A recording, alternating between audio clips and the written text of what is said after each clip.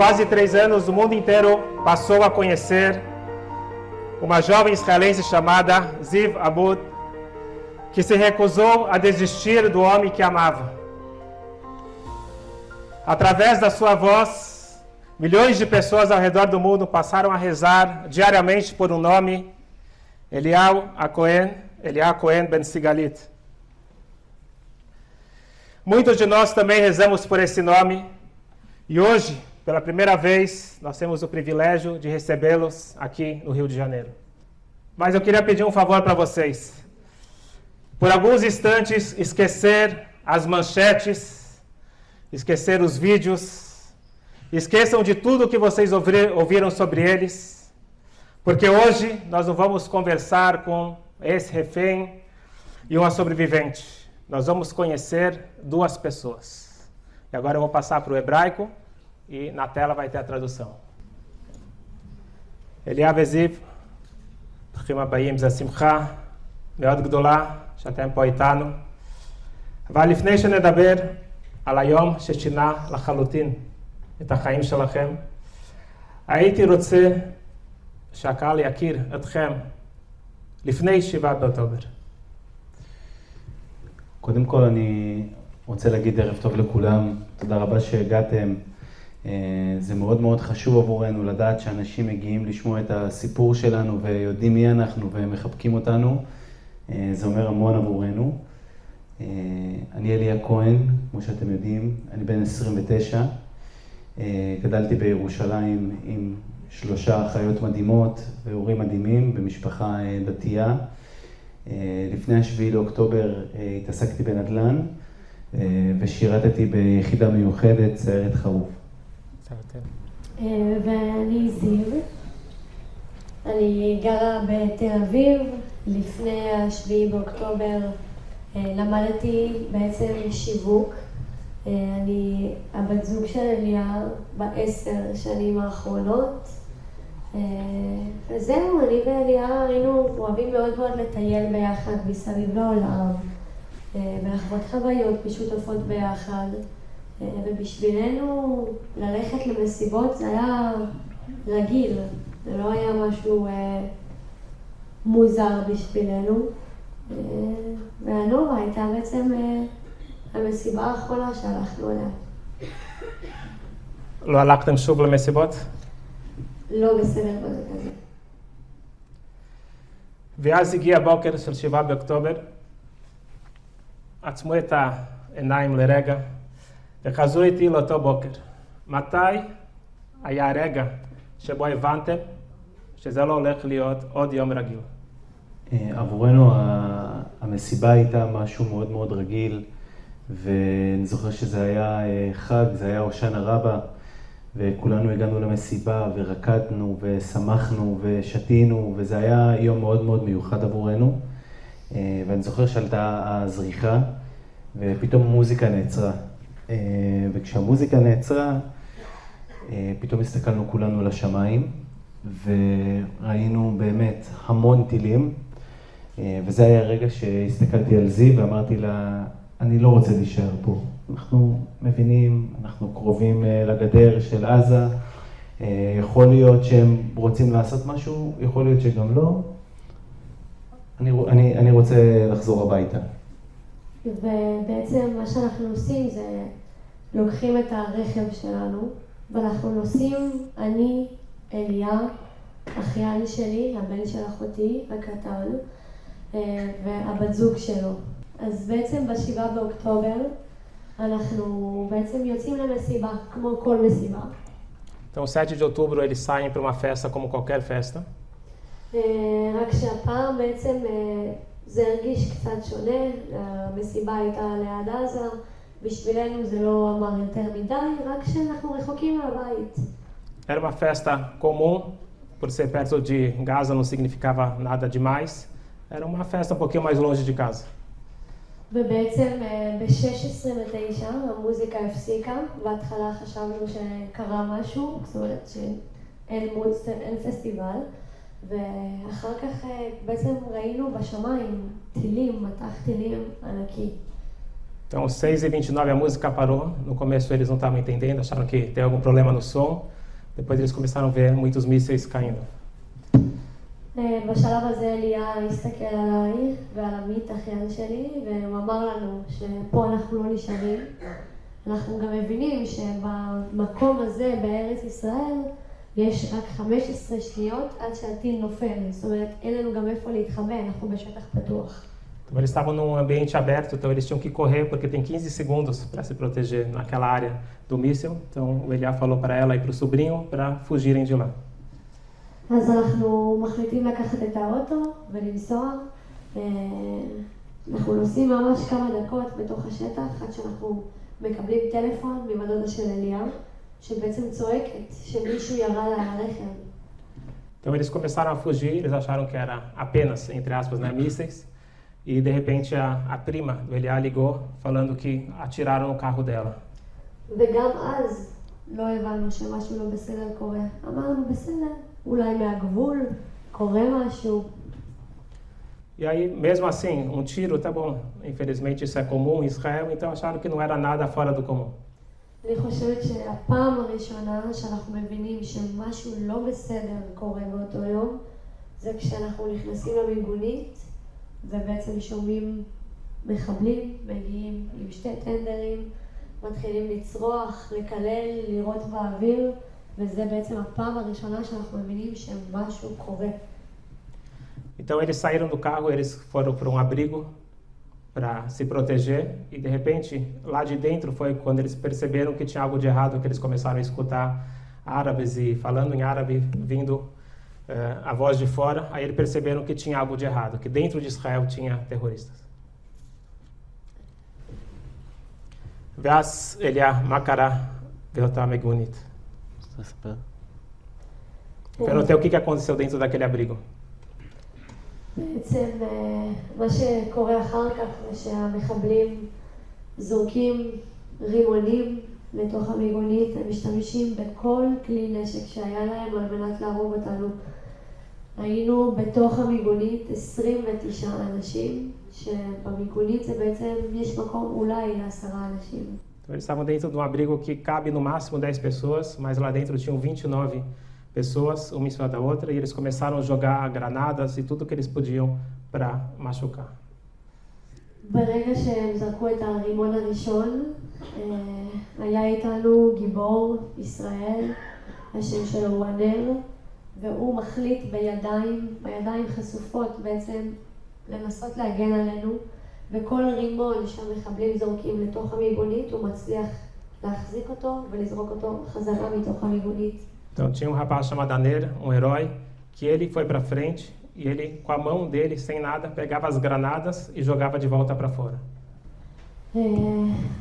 ברימון האחרון בעצם הוא נורא, הוא נרצח במיגונית, הרימון מתפוצץ בתוך המיגונית, ובפעם הזאת בעצם אליה נפרד ממני, אנחנו נפרדים אחד מהשני, אנחנו רואים אחד השני שאנחנו אוהבים אחד את השני. ובשלב הזה אליה לוקח גופות של אנשים שנרצחו בקדימה ומכסה גם אותי וגם אותו בשביל שלא להיפגע משאר הירי.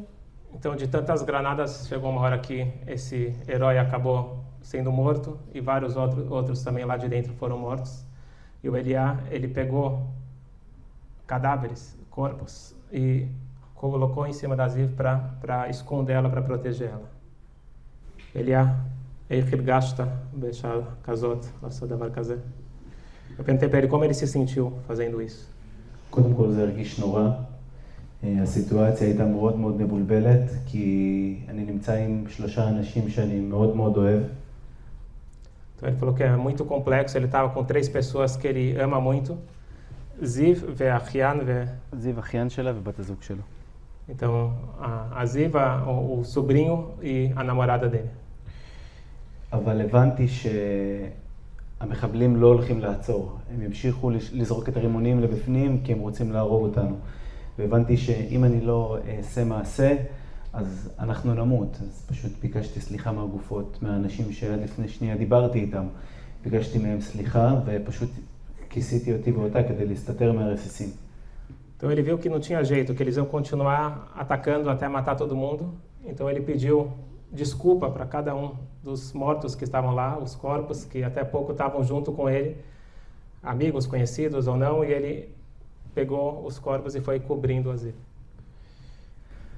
ואז אני זוכר שהמחבלים פשוט יורים טיל RPG לבפנים, ופשוט היה שקט מופתי, היה ממש שקט נוראי, והבנו שזה הרגע שהמחבלים כנראה הולכים להיכנס לבפנים, או לוודא את ההריגה, או בעצם לחטוף אותנו. Então, quando teve uma bomba muito forte que entrou lá dentro e aí ficou um silêncio absoluto, aí ele entendeu que era o momento que os terroristas iam entrar lá dentro. ואני זוכר שפשוט עצמתי את העיניים חזק, והתחלתי לדבר עם אלוהים. ואמרתי לו, אבא, בבקשה, אני כל כך צעיר, אתה לא יכול לקחת אותי. כאילו, יש כל כך הרבה דברים שאני רוצה לעשות בחיים. אני בדיוק קניתי את הבת כדי להציע לזיו נישואים. אני מבקש ממך שיהיה נס, תוציא אותי מפה בחיים.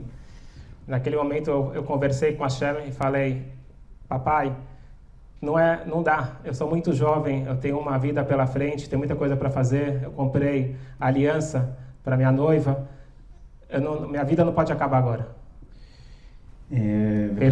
הרגשת שהקדוש ברוך הוא ענה לך? אז שמענו את המחבלים בעצם נכנסים לתוך המיגונית, ממש אתה מתחיל לשמוע את הצעדים ואתה מבין שזה הרגע שהמחבלים הולכים להרוג אותך. והם נכנסו ובעצם שום דבר לא קרה. לא הרגו אף אחד. אני אגיד. Então, os terroristas eles entraram e nada aconteceu. וכשפתחתי את העיניים פשוט ראיתי 3 מחבלים עם חיוך ענקי, מצלמים אותנו עם טלפון, ופשוט אחד מהם זיהה שאני בחיים, והוא פשוט השיט לי יד ואמר לי לבוא. Então, 3 terroristas entraram e eles estavam rindo da situação, eles começaram a filmar o que estava acontecendo lá dentro, e um dos terroristas esticou a mão e pediu para ele se levantar. אז אמרתי לו שיהיה לי מאוד מאוד קשה לקום, כי אני קבור מתחת להמון גופות, ואני מאוד פצוע, קיבלתי כדור ברגל. המחבל פשוט כיוון את הנשק שלו לראש שלי, ואמר לי, אם אתה לא מגיע איתי עכשיו, אני פשוט יורה לך בראש. Ele falou, é muito difícil eu me levantar. Eu estou ferido na perna, que ele recebeu uma bala na perna, e eu estou embaixo de vários corpos, eu não consigo me levantar. Então, o terrorista falou, apontou a arma e falou, ou você se levanta agora ou eu atiro. אז התחלתי להזיז גופות, ובעצם נעמדתי ויצאתי החוצה, ובחוץ ראיתי עשרות מחבלים עם כל נשק שהיה להם להרוג, אם זה קלצ'ניקוב, רימונים, RPG, עם פשוט רעב להרוג יהודים, ובעצם התחילו לחטוף אותנו. Então, eu saí lá fora, eu vi muitos terroristas e todos os tipos de armas, e uma sede por assassinar, e naquele momento eu fui sequestrado.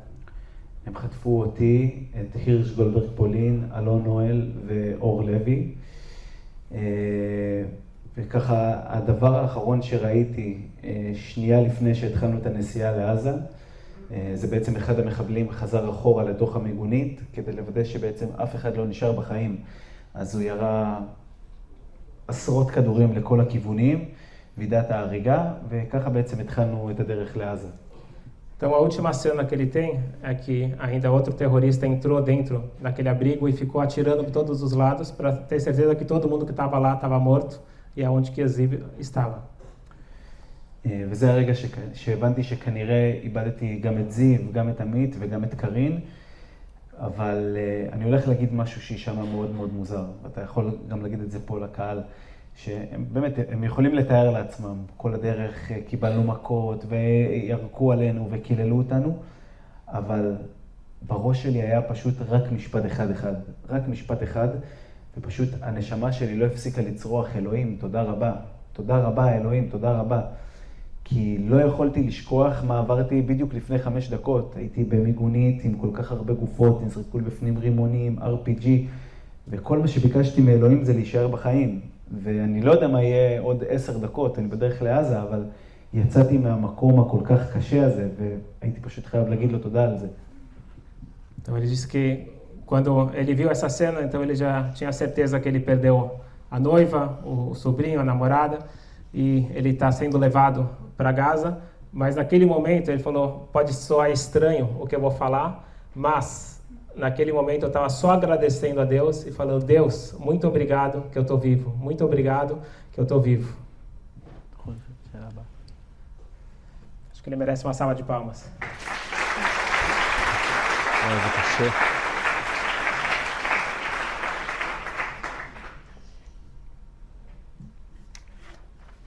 Vaz Ziv Makaraitar, chama. O que aconteceu com você lá dentro? אז בעצם מה שקורה אחרי שאליה מכסה אותנו בגופות, הוא בעצם, כמו שהוא אמר, הוא היה על הטנדר והוא ראה את היריות מבחוץ, אז אני חוויתי את היריות מבפנים. ובעצם הם נכנסים שתי מחבלים ומנסים לוודא הריגה בכל מי שנשאר במיגונית.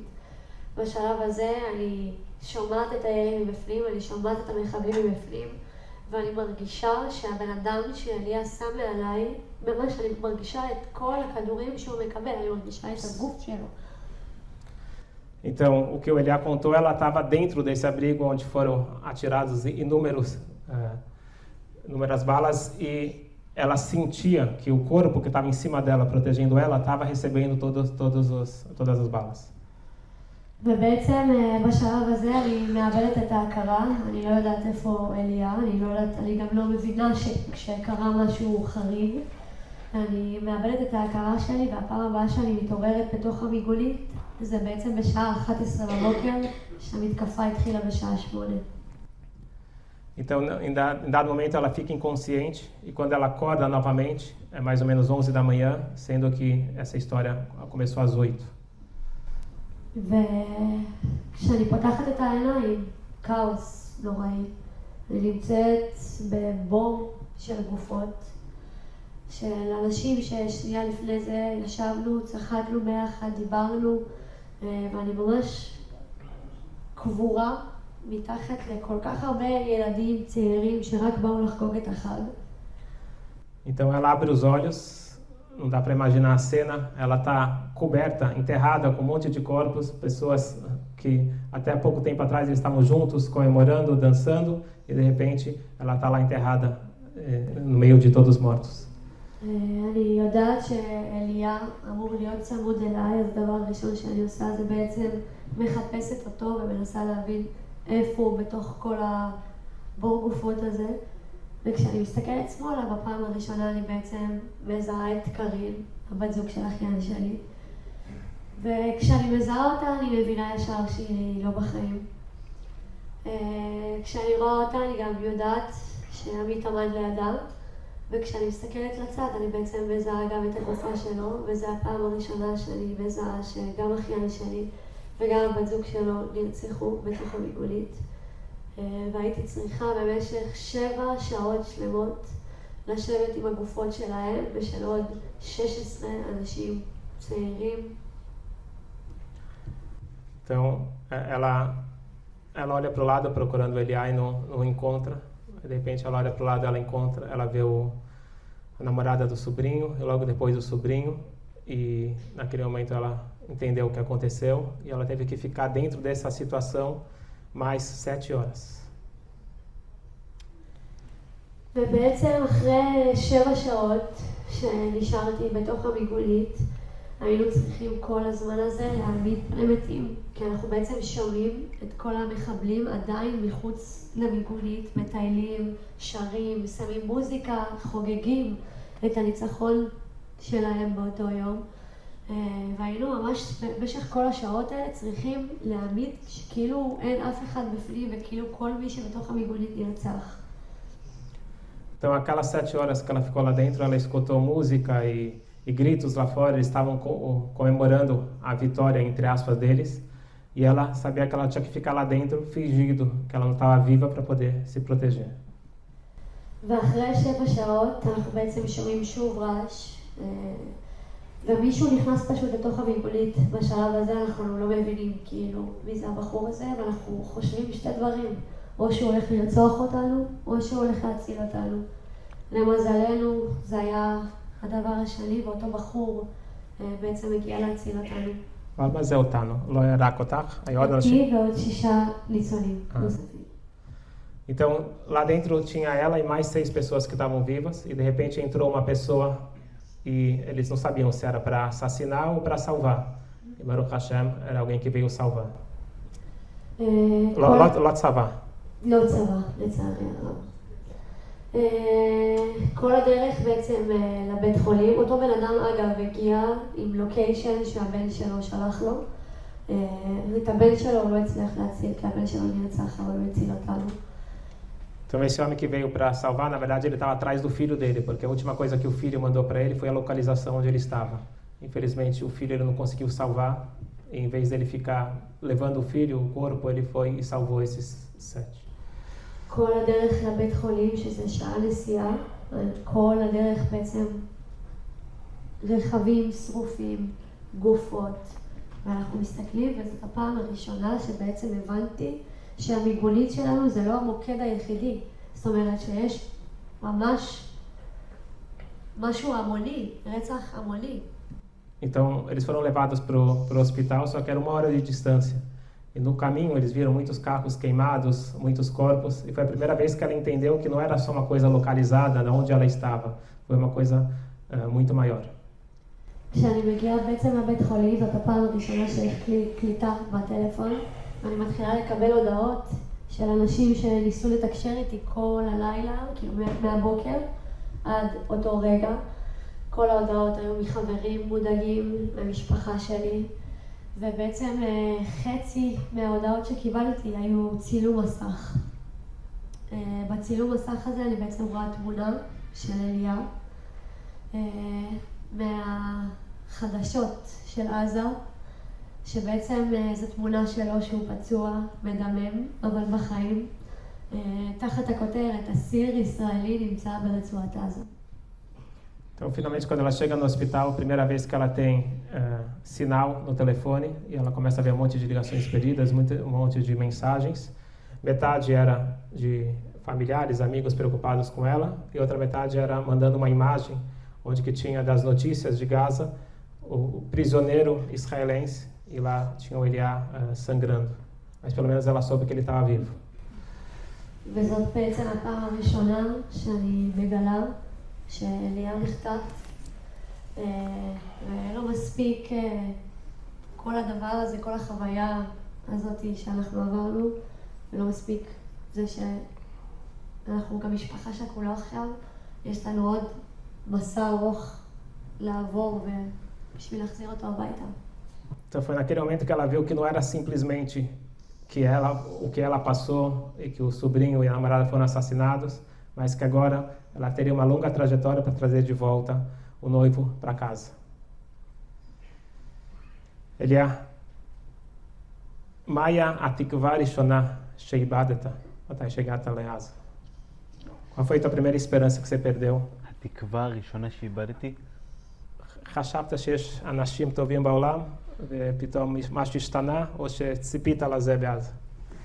קודם כל, אני מכיר את האויבים שלנו, אז זה לא הפתיע אותי איפה אני נמצא ולמה אני עובר את זה. ידעתי שבצד השני מחכים לנו אנשים נוראים שהם צמאי דם ורק רוצים להרוג אותנו, אז זה לא הפתיע אותי. כמובן שלא איבדתי את התקווה באנושות, כי ידעתי מה מחכה לי בצד השני.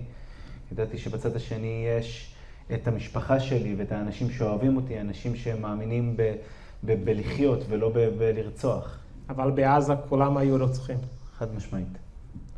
Então eu perguntei para ele qual foi o sentimento dele chegando em Gaza, se era isso que ele estava esperando e se eram só alguns terroristas. Ele falou que não, todos eram terroristas. Mas ele nunca perdeu a esperança porque na humanidade, porque ele sabia que do outro lado tinha a família, pessoas boas esperando por ele. אז בהתחלה אמרת תודה לאלוקים שאתה חי. המשכת עם התודה הזאת, גם מתי שהגעת לעזה, קיבלת מכות, כל מה שקרה לך שמה? Eu perguntei para ele, ele falou antes que ele agradeceu a Deus por estar vivo. Eu perguntei se ele continuou agradecendo, chegando lá e apanhando e tudo que aconteceu com ele lá. החיבור שלי עם אלוהים מהרגע שנחטפתי הוא משהו שהוא היה בלתי נפרד. דווקא בגלל שהערכתי את זה שאני בחיים. אז היה לי מנהג מאוד מאוד קבוע להגיד לאלוהים תודה רבה כמובן שהייתי מדמיין את עצמי מניח תפילין. אני בתור אדם שגדל במשפחה דתייה, הייתי רגיל להניח תפילין כל יום. אז הייתי מדמיין את עצמי כל יום, פשוט עושה את התנועה של ההנחת תפילין, שם את התפילין, כיפה, והייתי עושה ברכות השחר ושמע ישראל, ופשוט כל יום הייתי אומר תודה רבה לאלוהים שעבר עוד יום, ועדיין יש סיכוי שאני אחזור הביתה. כאילו, אני יודע שהסיטואציה היא מאוד מאוד מאוד קשה. Ele falou que a relação dele com Deus, desde que ele foi sequestrado, foi uma relação muito forte. E ele estava o tempo todo agradecendo a Deus por ele estar vivo. E ele colocava o tefilim de uma forma imaginária. Então, todo dia de manhã, ele imaginava que ele estava colocando o tefilim no pensamento dele. E depois ele conversava com Deus e agradecia. מה אמרת לאלוקים? אמרתי לו, אלוקים תודה רבה שעבר עוד יום ועדיין יש עוד סיכוי שאני אחזור הביתה בשלום. ואם לומר את האמת, תמיד היה לי שאלה אחת בראש. תמיד שהיה לי מאוד מאוד קשה, היה לי רק שאלה אחת בראש. Então, todo dia eu agradecia a Deus que eu estou vivo mais um dia, tem chance ainda de eu voltar para casa, mas eu tinha só uma pergunta para Deus. אם אלוהים היה מחזיר אותי למיגונית, בדיוק שנייה אחת לפני שהמחבלים נכנסו, והזמן היה עוצר לגמרי. והוא היה נותן לי פשוט שתי פניות. אחד, למות. השנייה, זה לעבור משהו נוראים, זה להיחטף, כל דבר כזה או אחר, אבל בשנייה יכול להיות אפילו סיכוי מאוד מאוד קטן שאני אחזור לחיים שלי. מה הייתי בוחר? ותמיד שהייתי שואל את השאלה הזאת, לא משנה אם הייתי מקבל מכות, אם היו מתעללים בי, אם לא הייתי אוכל, אם לא הייתי שותה, אם לא הייתי ישן, תמיד הייתי אומר לעצמי שאני בוחר בדרך השנייה. כי לא משנה מה, אם יכול להיות שיש סיכוי שאני אחזור הביתה, אני בוחר בזה. אני בוחר בחיים. Então, só corrigindo, a pergunta que ele tinha não era para Deus, é uma pergunta que ele fazia para si mesmo. Se eu tivesse a oportunidade de escolher ou morrer ou ser sequestrado, acontecer o que seja, mas continuar vivo, não tem dúvida que eu escolheria estar vivo. Então, por isso, a cada momento eu estava agradecendo a Deus por estar vivo, apesar de tudo que eu passei lá.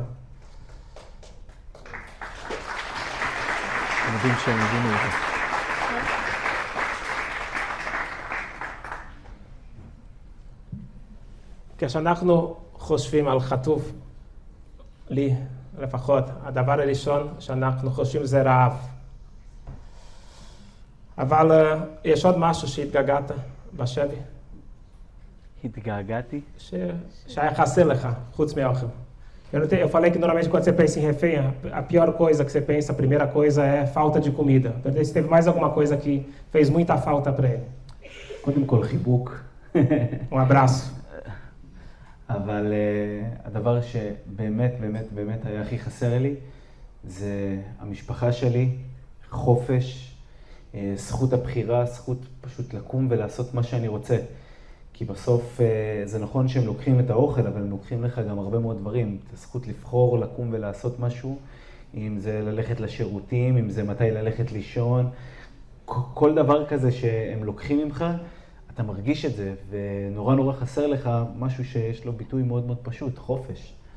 Então, o que ele mais sentia falta era da liberdade, porque ele não podia mais escolher quando ele vai no banheiro, quando ele levanta, quando ele senta. Tiraram dele o poder de escolher as coisas mais básicas da vida. אבל איך היה?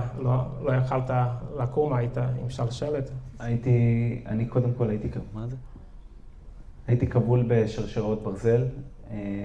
רוב הזמן שכבנו על הרצפה, בלי איזשהו דרך ללכת. הם מסכים לנו ללכת לשירותים פשוט פעם אחת ביום, אוכלים פעם אחת ביום. וחוץ מזה שוכבים על הרצפה, רוב הזמן גם לא מדברים. אז פשוט שוכבים ולא עושים כלום, קשורים עם שרשרות ברזל גדולות. Uau. Então ele está amarrado com correntes de ferro, deitado no chão. Eles podiam ir no banheiro uma vez por dia, comer uma vez por dia e ficava o dia inteiro deitado. ואסור לדבר גם? רוב הזמן אסור לדבר. E a maior parte do tempo era proibido falar. אז מה חשבת כל הזמן? חושב על הבית, על המשפחה. חושב על החיים שאחרי, כאילו, בסוף זה מאוד מאוד פשוט לחשוב על מה אני עובר עכשיו. מאוד מאוד פשוט לבוא ולהגיד, אוקיי, רע לי, קשה לי, לא טוב לי, אני רעב, אני צמא, אני מתגעגע. אבל אני חושב שהמחשבה שבאמת נותנת לך לשרוד זה לחשוב מה יהיה אחרי זה. ותמיד בראש שלי אחרי זה, תמיד דמיינתי את החיים היפים שיש בחוץ, אם זה המשפחה שלי, אם זה להתחתן, אם זה לאכול כמו שצריך, לראות מקומות יפים, לטייל בעולם. פשוט דמיינתי את עצמי. חשבת על ריו? ריו לא חשב. זה היה נראה כמו חלום מטורף. Então eu perguntei como que ele sobreviveu, o que ele pensava o dia todo. Então ele disse que ele parou de focar no presente, se focar no presente realmente é insuportável. Então ele estava focando no futuro, focando em casamento, passear, a vida futura, as coisas boas da vida. Coloca a bota.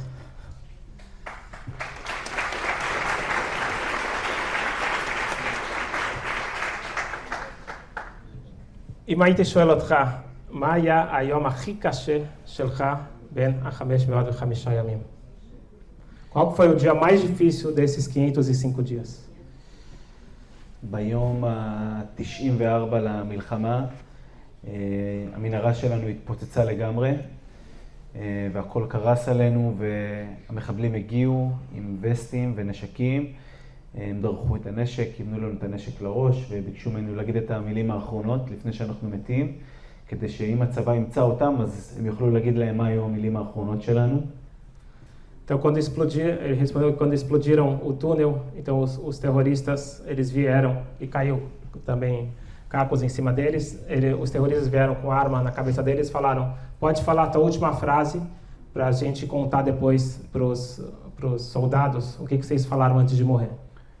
מתי זה היה? ביום ה-91. Isso foi no 91 dia. ואחרי שהתחננו אליהם במשך כמעט שעה, שלא יהרגו אותנו, אחד המחבלים הגיע אלינו ואמר לנו, אוקיי, אני ארחם עליכם, אבל אנחנו צריכים לברוח. והגענו למנהרה שהיא הייתה נטושה לגמרי, ולא היה שם חשמל, לא היה שם מים, כמובן שלא היה שם אוכל, לא היה שם ממש כלום ושום דבר. ובמשך שבועיים לא נתנו לנו לאכול, והיינו פשוט צריכים ללקק את הקירות רק כדי שיהיה לנו להרגיש טיפה נוזל בגרון כדי לשרוד. Então, naquele momento, os terroristas iam matar eles, e aí eles começaram a implorar para continuarem vivos, e aí eles acabaram deixando, falaram, mas a gente tem que fugir, e eles foram para um túnel escuro, porque não tinha luz, não tinha comida, não tinha nada, eles ficaram lá 2 semanas, e não tinha comida, então eles tinham que lamber as paredes para ter alguma coisa. Ele não comeu e não bebeu 2 semanas. Uau.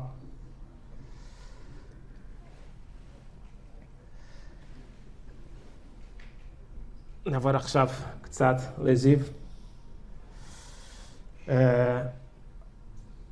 כל הזמן שלי היה שמה, את ידעת שהוא בחיים, והוא לא ידע שאת בת חיים. אז זהו, שאני לא ידעתי גם שהוא בחיים.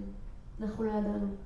הפעם הראשונה שידעתי שאליה בחיים זה שבועיים לפני שהוא השתחרר, כי מישהו שהיה איתו השתחרר שבועיים לפניו, וזו הפעם הראשונה בעצם שאנחנו יודעים שהוא בחיים. Então, o Eliá não sabia que a Ziva estava viva e ela não sabia que ele estava vivo. A primeira vez que ela recebeu aquela primeira foto, mas desde então ela não teve notícias. Só 2 semanas antes dele finalmente ser libertado, que um amigo foi libertado e contou que o Eliá estava lá. ומהרגע הראשון עד לקחת כמשימה להחזיר אליה הביתה. הסתובבת בכל העולם עם מנהיגים, עשית רעש הכי גדול, וברוך השם זה עזר, אבל מה נתן לך את הכוח לקום מהמיטה כל יום, 505 ימים, ושיהיה לך את האומץ ואת התקווה ואת הכוח לעשות את זה?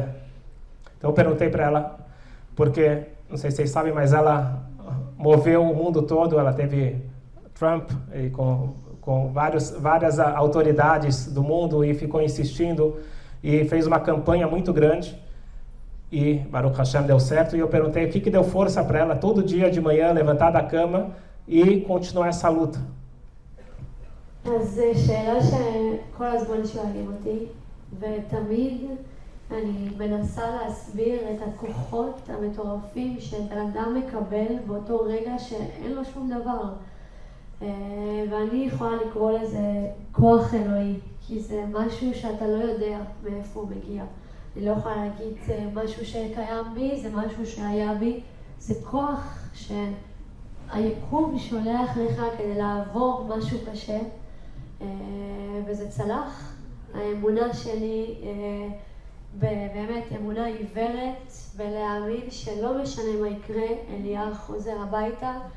והמון אנשים אמרו לי לאורך כל הדרך, גם כשאליה חזר במיוחד, הם חשבו שאני משוגעת, איך שאני מדברת. הייתי כל כך בטוחה שאליה הולך לחזור, אבל זה מה שנקרא אמונה עיוורת. האמנתי בבורא עולם שאליה הולך לחזור, לא משנה מה יהיה.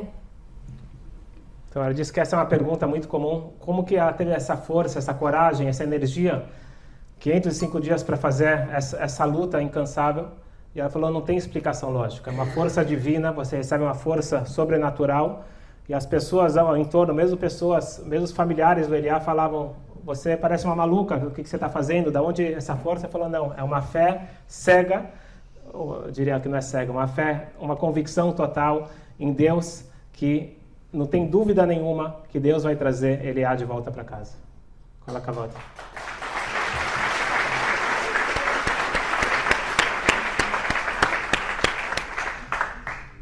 מה היה לך הדבר הכי קשה להסביר למנהיגים, לאנשים שחושבים שיש להם את הכוח הכי חזק בעולם, והם לא מבינים מה באמת קורה לאליה ולכל אלה שנמצאים החטופים?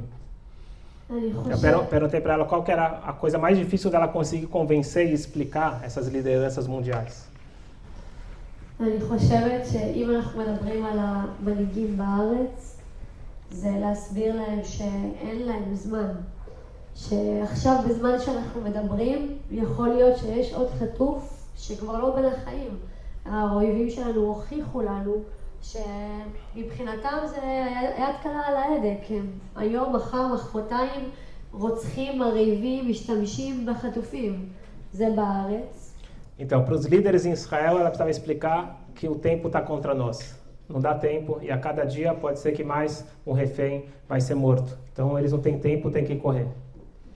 ובחוץ לארץ, לא משנה איפה, בין אם בארצות הברית, באירופה, הדבר הכי קשה היה להסביר זה מי האויבים שלנו.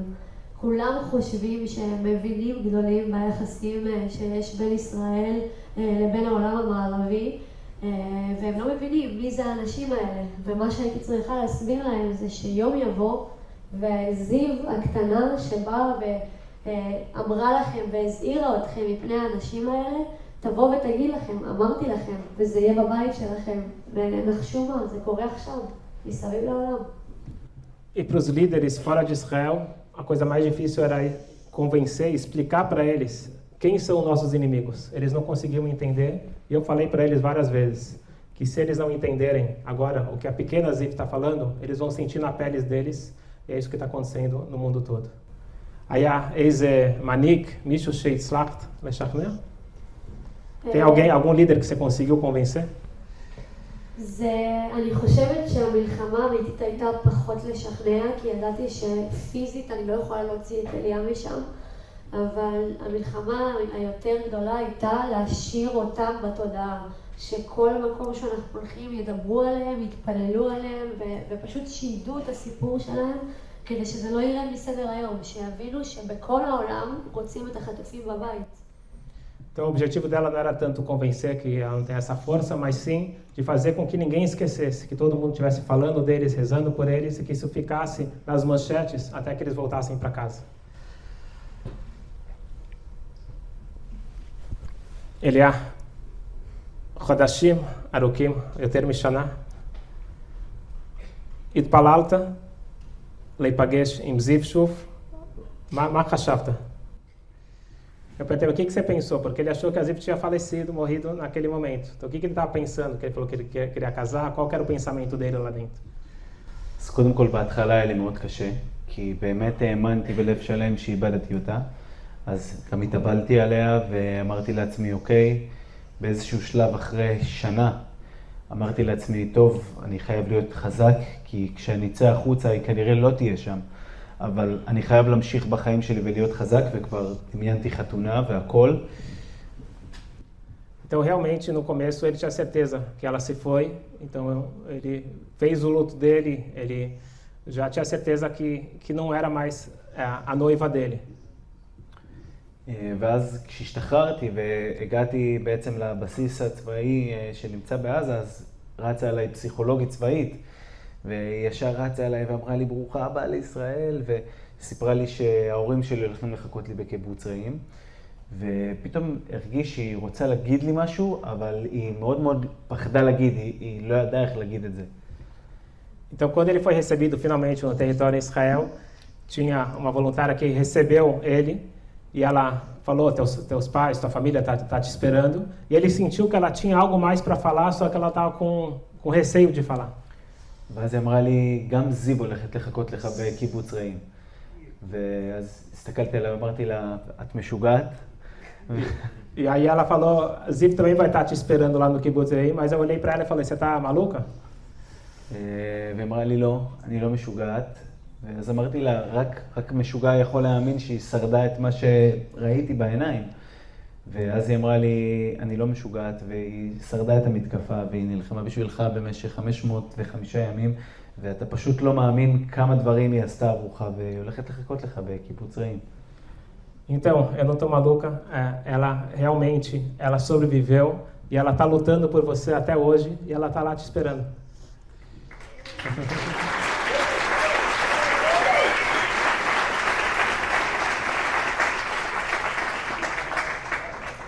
Ziv, איך היה לך לקבל את הבשורה, אליה חוזר הביתה? Como foi para você receber essa notícia que o Eliá tá voltando para casa? אז קודם כל קיבלנו את הבשורה שאליה ברשימה של 33 חטופים שהולכים להשתחרר. אבל גם הדרך עד שאליה הגיעה הייתה דרך לא פשוטה. שבועיים לפני זה שאלי שרבי ואור לוי השתחררו. כולם זוכרים במיוחד את היציאה שלהם, כי הם היו רזים נורא. ובעצם כשהם הגיעו הביתה, זו הפעם הראשונה שקיבלתי שוק. אמרתי, וואו, קורה שם משהו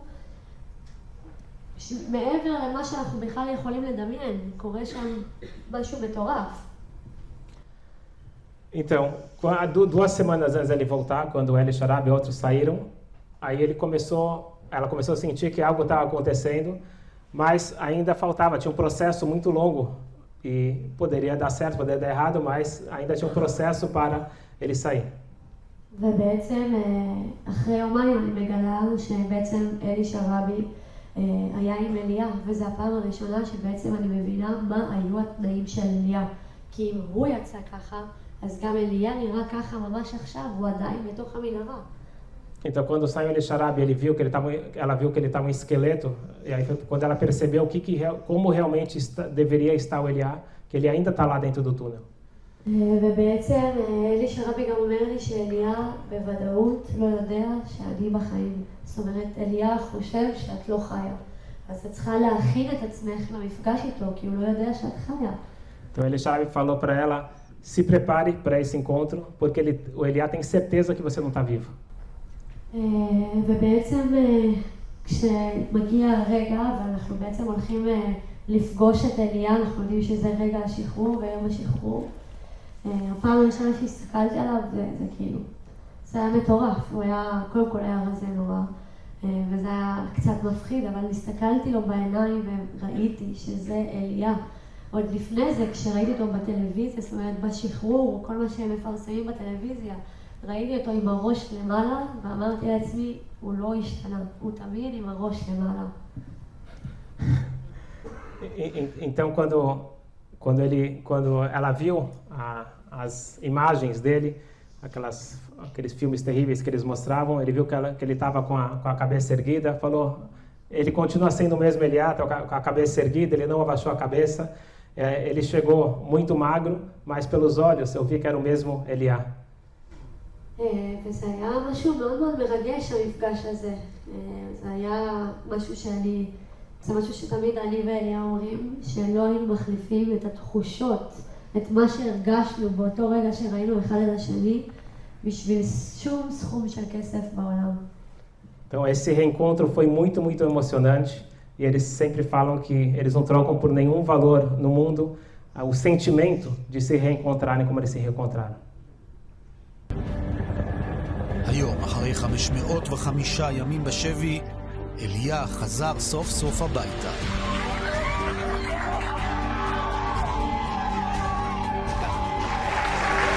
זה הרגע הכי מאושר בחיים שלי. אני מסתכל. אם אני לא טועה, אתה נתת נשיקה, זה אתה שנתת נשיקה למחבל? לשחרר. אבל איך היה המפגש שם, את ההצגה שהם עשו? קודם כל זה היה מאוד מוזר, כאילו לא הייתי מתחת לאדמה כל כך הרבה זמן, לא פגשתי אנשים המון זמן, ואני זוכר שהרכב הביא אותנו אל הבמה הזאת וראיתי כל כך הרבה אנשים ומחבלים ונשקים, וזה פעם ראשונה גם שראיתי מצלמות, וזה היה רגע שהבנתי שזה כנראה משהו שהוא הרבה יותר גדול ממני. זאת אומרת, הסיטואציה היא מצולמת וכל העולם כנראה רואה את זה, והבנתי שכל העולם הולך לראות אותי, ואני זוכר שאמרתי, אני לא יכול לצאת החוצה כמו מסכן, אני לא יכול להיות מסכן, אני חוזר הביתה למשפחה שלי, אני ניצחתי, שרדתי את הדבר הזה, אז פשוט יצאתי החוצה ואמרתי, טוב, אני אעשה כמו שהם עושים, ועשיתי להם פשוט ככה, וי של ניצחון, וצעקתי, ניצחתי, אני חוזר הביתה.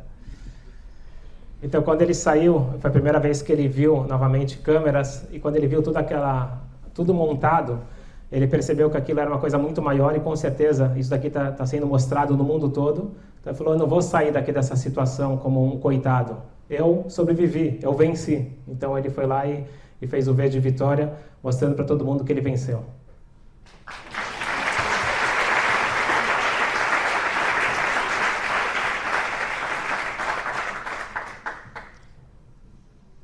מה משמעות חירות בשבילך היום? אחרי שלא יכלת ללכת לשירותים, לאכול, מה זאת אומרת חירות בשבילך היום? O que significa para você hoje liberdade? Depois que tiraram para ele as coisas mais básicas do ser humano. וואו, חירות עבורי זה כמעט כל דבר. זה מהרגע שאני קם בבוקר ואני פשוט הולך לשירותים ומצחצח שיניים, יש לי מברשת שיניים ומשחת שיניים שהם שלי ואני בוחר ללכת לעשות את זה, זה חירות עבורי. זה מגיע כמעט בכל פעולה הכי בסיסית ויומיומית שיש לכל בן אדם בעולם, וזה מסר גם שאני רוצה להעביר, כי אנשים לא באמת מעריכים את זה. אנשים לא באמת מעריכים את זה שהם יכולים לקום ולעשות מה שהם רוצים, ותמיד אנשים אומרים לי, אנחנו עוברים תקופה קשה בחיים, ותמיד אני מנסה להסביר להם שהם לא באמת מבינים מה זה תקופה קשה בחיים, והם צריכים להעריך את מה שיש להם, הם יכולים לקום בבוקר ולבחור מה הם יכולים ללכת לאכול ולשתות ולצאת לקפה עם חברים, אתם צריכים להעריך את הדברים האלה, זה האושר בחיים, זה באמת מה שחשוב, כאילו, יש לכל בן אדם בעולם היום הכל, ואם הוא יסתכל עמוק בפנים והוא יבין את זה, הוא יהיה מאושר. Então ele falou que liberdade é ele levantar de manhã, poder escovar os dentes, poder ir no banheiro, poder comer. Ele falou, as pessoas não entendem isso. As pessoas falam, eu estou passando uma fase difícil na minha vida. Ele falou, vocês não sabem o que quer dizer fase difícil. Então para de reclamar e agradece. Você pode sair de casa, você pode encontrar amigos, você pode comer. Não tem algo melhor do que isso. Vocês têm tudo.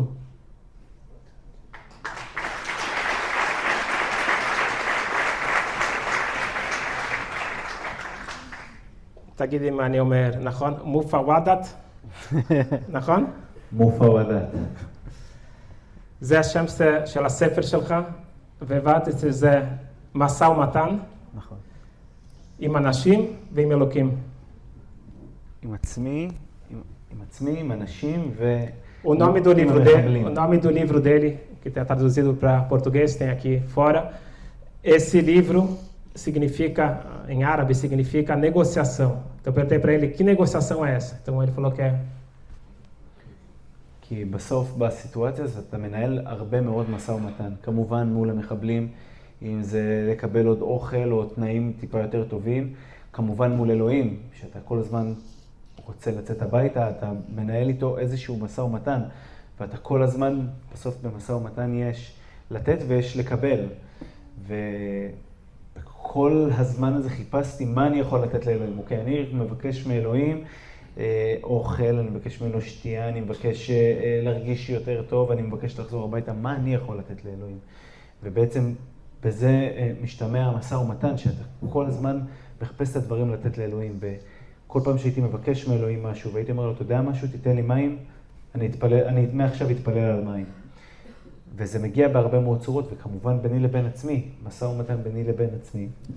Então ele disse que a negociação, obviamente, é com os terroristas, ele tinha que negociar praticamente ou tudo com os terroristas, mas também uma negociação com Deus, porque tudo que ele precisava ele pedia para Deus. Deus, eu preciso de água.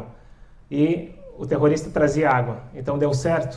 Então ele falou, eu tenho que entregar alguma coisa para Deus, eu estou só pedindo, eu tenho que também devolver. Então a partir de então eu vou começar a fazer, a bracar antes de tomar água.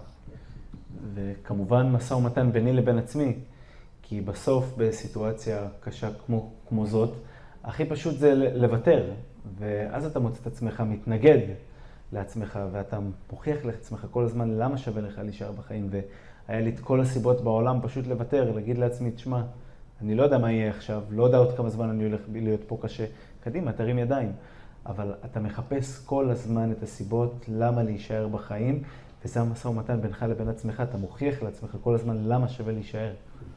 Então ele disse que também era uma negociação com ele mesmo, porque o tempo todo ele tinha vários motivos para desistir da vida, mas o tempo todo ele tinha que negociar consigo mesmo, não, vale a pena continuar a viver. Então foi uma luta incansável.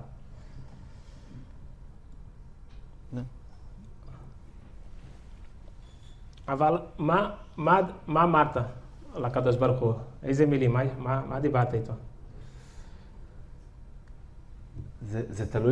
זה תלוי מאוד באיזה סיטואציה. סתם, לצורך הדוגמה יש סיפור מאוד מאוד מוכר שאני אוהב לשתף עם אנשים, כי זה באמת היה רגע שנתן לי כוח להמשיך, וזה היה משהו כמו חודש לתוך המלחמה, וישבנו אני ואחד החטופים וניהלנו שיחה על אמונה ועל אלוהים. Então ele fala que mais ou menos um mês depois que eles já estavam presos, ele teve uma conversa sobre fé, sobre emuná com um amigo. והוא לא כל כך האמין באלוהים, והוא אמר לי משפט שאני בחיים לא אשכח. הוא אמר לי, איך אתה יכול להאמין באלוהים אחרי מה שקרה לנו? Então esse amigo ele não acreditava muito em Deus e ele fez a pergunta para ele, como você pode acreditar em Deus depois de tudo o que aconteceu com a gente? ומאיפה שאני מגיע, מהמשפחה שלי, מאיפה שגדלתי, זה היה, איך אתה לא יכול להאמין באלוהים אחרי מה שקרה לנו. זאת אומרת, אני יודע שהסיטואציה היא מאוד מאוד קשה ולא פשוטה, ורעבים וכואב, אבל יש סיכוי שאתה יכול לחזור הביתה, כאילו, איך אתה לא רואה את זה? Então ele falava para o amigo, como que você pode não acreditar em Deus depois de tudo que a gente passou? Depois de tudo que a gente passou, a gente está aqui vivo, a gente tem que agradecer a Deus e acreditar em Deus. ואז הגיע הלילה, ובכל לילה תמיד היה את אותו סיטואציה. אני שכבתי ליד המחבל, המחבל כל לילה היה שומע רדיו, היה שם את הרדיו על החזה ושומע רדיו, ובינינו היה את הרובה שלו. Então chegou a noite aconteceu o que acontecia toda noite, que o terrorista ficava do lado, escutando o rádio e colocava a arma entre eles dois. ואני זוכר שפשוט הסתכלתי על הרובה ואמרתי, נמאס לי, קשה לי, הלילה אני בורח, מספיק. ואז פשוט עלה לי המחשבה מה יקרה למשפחה שלי אם יקרה לי משהו ואני אמות והם יגלו שככה מתתי, כי ניסיתי לברוח. סליחה, שוב. ואז עלה לי המחשבה לראש, כאילו הסתכלתי על הרובה ומאוד מאוד רציתי לברוח, כי היה לי קשה. אז פשוט התחלתי לדבר עם אלוהים, ואמרתי לו, אלוהים, אם אתה פה, אני מאמין שאתה נמצא פה. אני כל החיים מתפלל אליך, כל החיים אני עושה, הכל עבורך, זה החיים שגדלתי להם. אם אתה פה, אני לא רוצה למות, אבל אם אתה פה, תוכיח לי שאתה פה. תן לי איזשהו סימן שאתה נמצא פה. Então eu me voltei para Deus e falei, Deus, se você está aqui comigo, eu preciso de um sinal. Me dá um sinal que você está comigo. בעצם אחרי 10 דקות, הרדיו של המחבל השתנה לרדיו דרום, זה תחנת רדיו בישראל, ופתאום שמעתי את אמא של עומר שם טוב מדברת על הבן שלה, ופתאום שמעתי את בני גנץ מדבר על המלחמה וכמה חטופים יש. בשבילי זה היה... בעברית. בעברית, כמובן. Então, no rádio ele escutou as mães dos reféns falando, e uma falando, outra falando, e aí isso foi um sinal de vida para ele, e foi o sinal que ele pediu. ובשבילי זה היה סימן ענקי, כי אני לא ידעתי מה קרה ב-7 לאוקטובר, אני לא ידעתי כמה אנשים נרצחו וכמה אנשים נחטפו, ואמרתי, וואו, זה הסימן שחיכיתי לו, ואני חייב להיות חזק ומאופק, ואלוהים נמצא איתי, והכל יהיה בסדר. E foi a primeira vez que ele então ficou sabendo o que aconteceu, porque ele não sabia quantas pessoas foram sequestradas, quantas pessoas foram mortas, e para ele esse foi o sinal que Deus estava com ele. וזה נתן לך את הכוח עד הסוף. נתן לך את הכוח עד הסוף. פגשתי את אלוהים בהמון המון המון סיטואציות אחרי זה, אבל הרגע הזה ספציפית הוכיח לי שהוא נמצא שם, שהוא איתי, שהוא שומר עליי. זיו, את עשית הרבה דיבורים, הרבה הרצאות. מה השאלה שאף אחד לא שאלה אותך, ואת רצית שישאלו אותך? וואו, אני חושבת שאחרי... Eu perguntei para ela já falou tanto desses anos, eu perguntei qual que é a pergunta que ninguém perguntou para ela, mas ela gostaria que perguntasse. אני חושבת שאחרי... תשמע, אני עושה את זה 1.5 שנה לפני שאליה חזר, אחרי זה היו עוד 8 חודשים שעשינו את זה ביחד כדי להילחם על החברים שנשארו מאחור, ואנחנו עד היום ממשיכים לספר את הסיפור שלנו. אני חושבת ששאלו אותי כל שאלה אפשרית, ולהכל גם יש תשובות. אז מה השאלה הכי טובה שאני לא עשיתי? מה השאלה הכי טובה? יש לך רעיון? את האמונה הזאת שאת אמרת, זה בא מהבית או זה משהו ש... תשמע, אני חושבת שאנחנו, כאילו, המשפחה שלנו זו משפחה מאוד מסורתית, אנחנו לא דתיים כמו המשפחה של אליה, אבל המסורת מגיעה מהבית. תמיד הייתה אמונה, אבל ברור שהיא הרבה יותר התחזקה אחרי 7/10 למימדים אחרים. זאת אומרת שאם לפני כן אמרתי לעצמי, זאת אומרת, מאמינה באלוהים כי את יהודיה, אז ככה זה צריך להיות. זה לא, היום אני מבינה את המתחת של כל הדבר הזה, בכלל את הלמה, מה זה הדבר הזה. הדבר הראשון במיגונית שאמרתי זה שמע ישראל, כאילו למי צעקתי כשהייתי צריכה את העזרה באמת. Então eu perguntei para ela da onde que veio essa fé, se veio de casa, e ela disse que eles são tradicionais, não são uma família religiosa, mas ela, primeira reação dela foi que ela gritou Shema Israel quando ela estava lá no abrigo. Então ela sentiu que tinha uma coisa muito forte dentro dela, וזה המשיך איתך כל הדרך, וזה רק התחזק. E continuou com ela todo esse tempo e só fortificou. אבל למה? אחרי שכל החטופים חזרו הביתה, ואתם עברתם מה שעברתם, אז מגיע לכם ליהנות מהחיים, למה אתם באים וממשיכים לדבר, וזה מאוד קשה בשבילכם. Então eu perguntei para eles lutaram 8 meses depois que o Elias saiu para poder trazer os reféns, os outros, para casa. Mas eu perguntei, depois que acabou, os reféns voltaram e vocês passaram tanto na vida de vocês, o que dá força para continuar rodando o mundo? Que eles rodam o mundo contando a história e não é nada fácil para eles. אז בעצם בזמן המלחמה שנלחמנו בעבור חברים שלנו ואני כשנלחמתי בעבור אליה, גילינו קהילות ענקיות מסביב לעולם. ובעצם הקהילות האלה אנחנו רואים מסביב לעולם עכשיו שהן חוות את האנטישמיות והם חווים דברים בעצם לא פשוטים, ואנחנו כאן כדי קודם כל לחזק את הקהילות היהודיות מסביב לעולם. זה דבר ראשון והכי חשוב. Então, ela disse que o que motiva eles rodarem o mundo é porque, infelizmente, tem um antissemitismo forte ao redor do mundo e eles fazem questão de ir em todas essas comunidades para dar força, para fortalecer a comunidade. והדבר השני, ובעצם הכי חשוב, להזכיר באמת לכל האנשים מסביב, שנכון יש תקופות קשות, אבל להישאר גאים ולעמוד עם ראש זקוף ולהגיד אני יהודי ואני גאה בזה. להישאר, אפשר להגיד שאז בגרמניה, בפולין, הם עמדו, בוא נגיד, הם נפלו על הדור הלא נכון. אנחנו, בדור של היום, לא ניתן lהם לעשות את מה שהם עשו אז. אנחנו פה כדי להישאר. E a mensagem que eles passam para todas as comunidades ao redor do mundo é que nós não podemos abaixar a nossa cabeça. Nós precisamos mostrar para todo mundo que nós estamos aqui, nós vamos continuar aqui e ninguém vai tirar a gente daqui.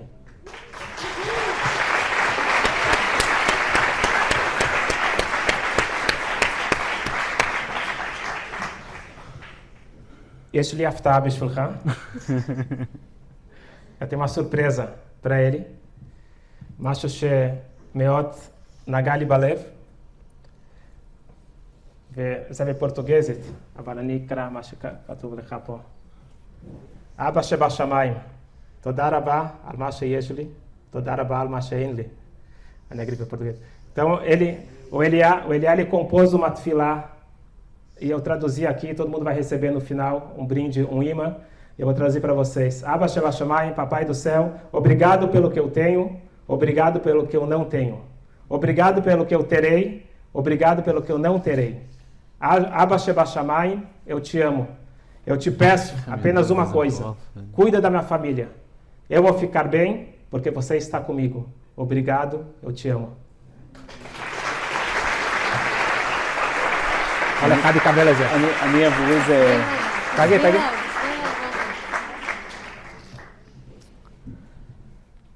לפני השביעי לעשירי, תמיד כשהייתי מניח תפילין, בדרך כלל תמיד יש לי את הסדר שלי שאני מניח תפילין, ותמיד כשהייתי מסיים, אז הייתי אומר את זה. זה המשפט שהייתי אומר, תודה רבה על מה שיש לי, תודה רבה על מה שאין לי. לפני השביעי. כן, תודה רבה על מה שיהיה לי, ותודה רבה על מה שלא יהיה לי.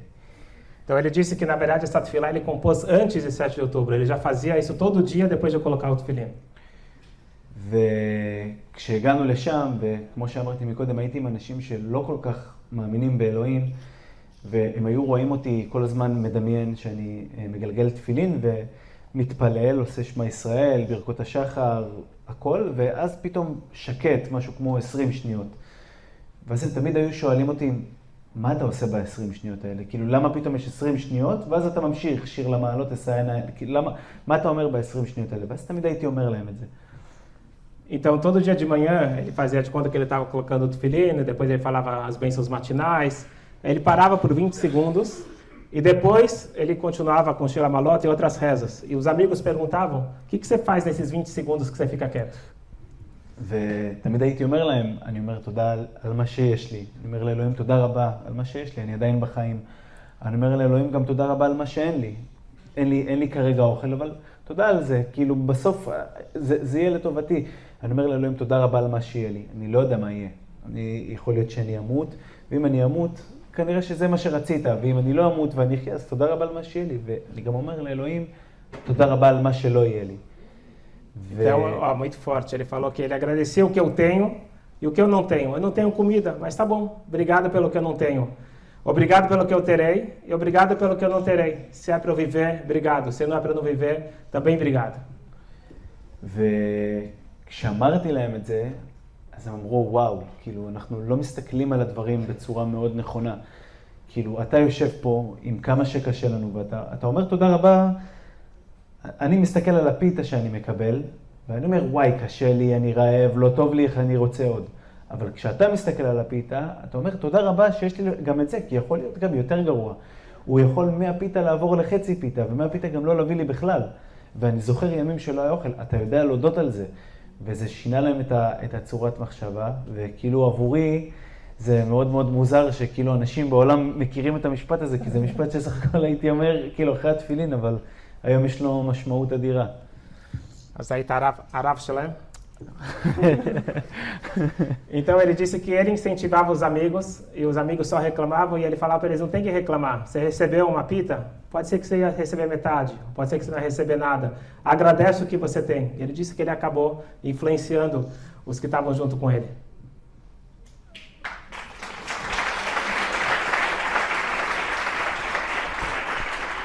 Vou pedir para vocês olharem, se está com a Alamassar.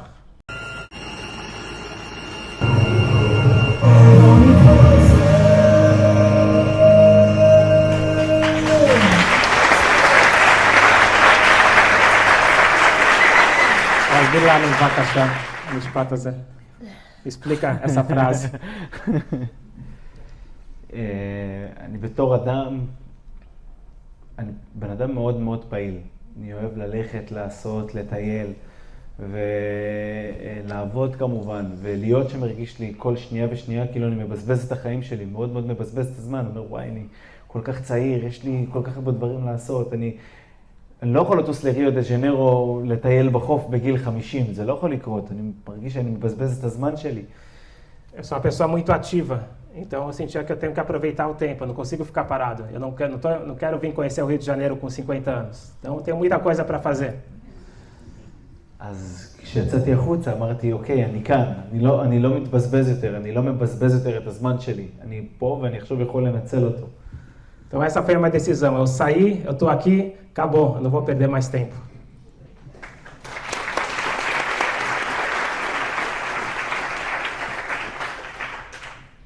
ולסיום, מה המסר, מה אתם רוצים שהקהל יצא מפה עם איזה הרגשה, עם איזה מסר? O que vocês gostariam que o público saia daqui? Qual que é a mensagem final de vocês?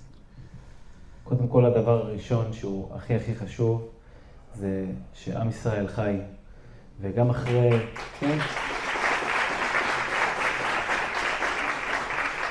שזה לא משנה מה אני עברתי ומה אנחנו עוברים בתור עם, ואנחנו בתור ישראלים, זה לא מפחיד אותנו.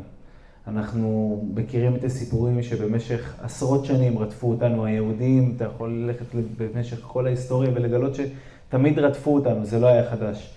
אבל מה שכן ייחד אותנו בתור עם, זה שתמיד ידענו לעמוד על הרגליים ולנצח ולקום הלאה ולהתקדם ולהיות יותר ויותר חזקים. אז המסר הראשון הוא קודם כל להיות גאה בזה שאתה יהודי.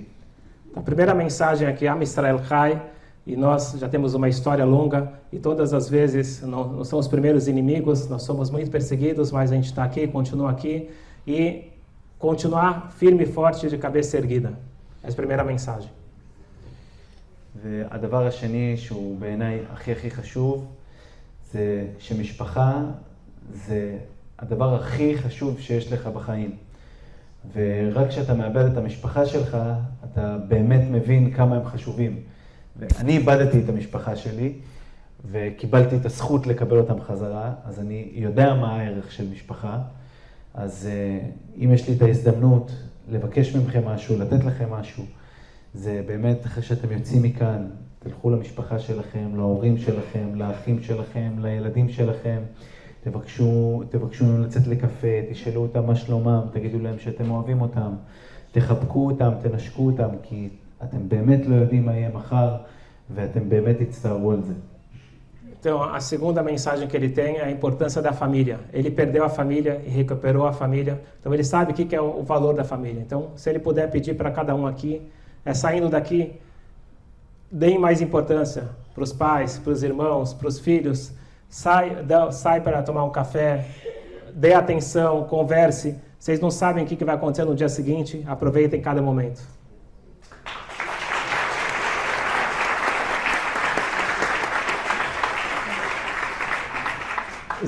גמרת?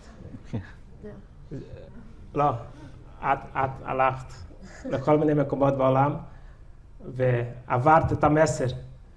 עכשיו אני רוצה לשמוע את המסר הכי חזק לעם ישראל ממך. Queria escutar de você a mensagem mais forte que a Israel pode escutar. האמת שאמרתי את זה מקודם, אני חושבת שזה בעצם, זה מאותן סיבות שאנחנו עושים את מה שאנחנו עושים. פשוט להישאר גאים, זה אותו מסרים שאליה העביר בדיוק. באחדות. באחדות, כמובן. Então, a mensagem mais importante é o que ela já falou, e ele falou também, de orgulho e a união.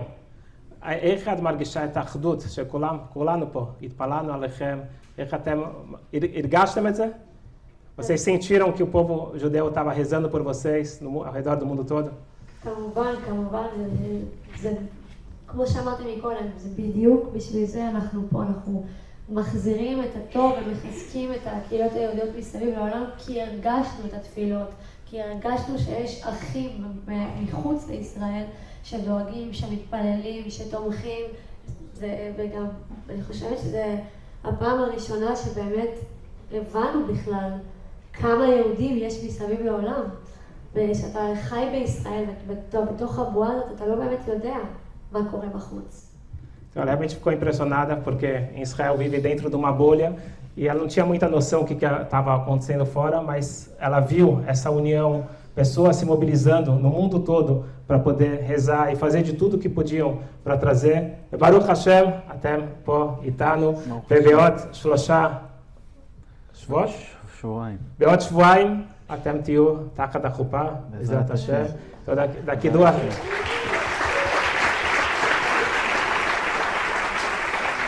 Estou vendo que todo mundo entende hebraico, acho. Então, daqui 2 semanas eles vão estar embaixo da חופה. אבל יש לי בקשה אחרונה. אני כהן, אבל אתה גם כהן. יש לך זכות לברך אותנו. אני מאוד מבקש שתברך את כולנו עם כל הברכות, עם כל הכוונות. ויש לך את הכוח של התפילה. אפילו המחבלים שמעו את מה שביקשת. אז שבעזרת השם נקבל את כל הברכות. Então, o Eliá, ele é Cohen, o Cohen tem o poder de dar brachot. Ele vai dar brachot para todos nós, pensando todas as coisas boas. יברכך השם וישמרך, יאר אדוני פניו אליך ויחונקה. אמן. ישא אדוני פניו אליך וישם לך שלום. אמן.